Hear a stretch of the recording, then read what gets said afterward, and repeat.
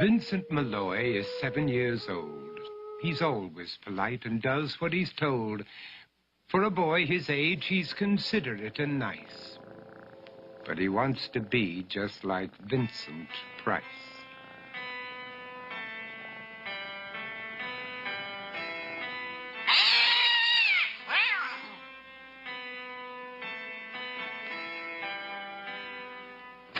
He doesn't mind living with his sister, dog, and cats, though he'd rather share a home with spiders and bats.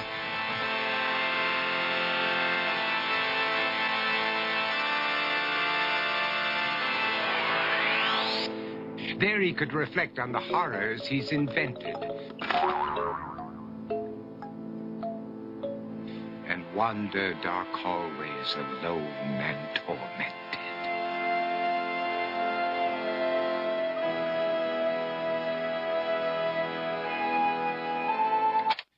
Vincent is nice when his aunt comes to see him, but imagines dipping her in wax for his wax museum.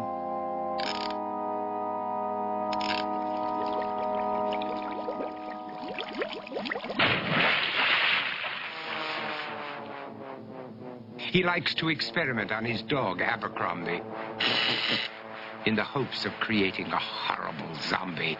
So he and his horrible zombie dog could go searching for victims in the London fog. His thoughts, though, aren't only of ghoulish crime. He likes to paint and read to pass some of the time. While other kids read books like Go, Jane, Go, Vincent's favorite author is Edgar Allan Poe. One night, while reading a gruesome tale, he read a passage that made him turn pale. Such horrible news he could not survive, for his beautiful wife had been buried alive. He dug out her grave to make sure she was dead, unaware that her grave was his mother's flower bed. His mother sent Vincent off to his room. He knew he'd been banished to the Tower of Doom, where he was sentenced to spend the rest of his life alone with the portrait of his beautiful wife. While alone and insane, encased in his tomb, Vincent's mother burst suddenly into the room. She said, "If you want to, you can go out and play. It's sunny outside and a beautiful day."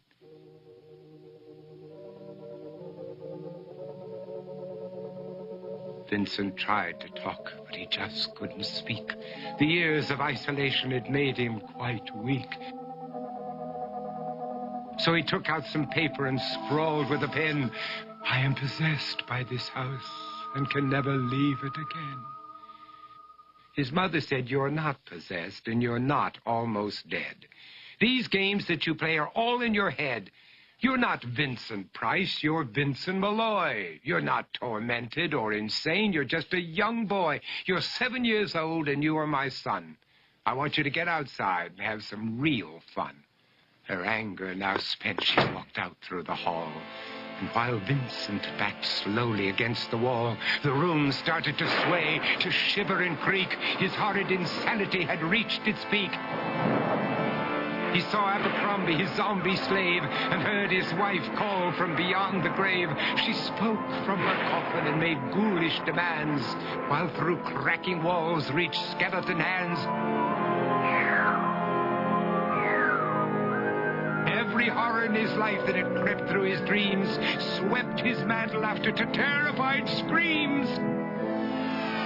To escape the madness, he reached for the door, but fell limp and lifeless down on the floor.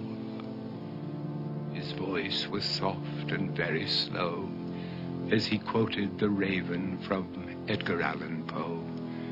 "And my soul from out that shadow that lies floating on the floor shall be lifted nevermore."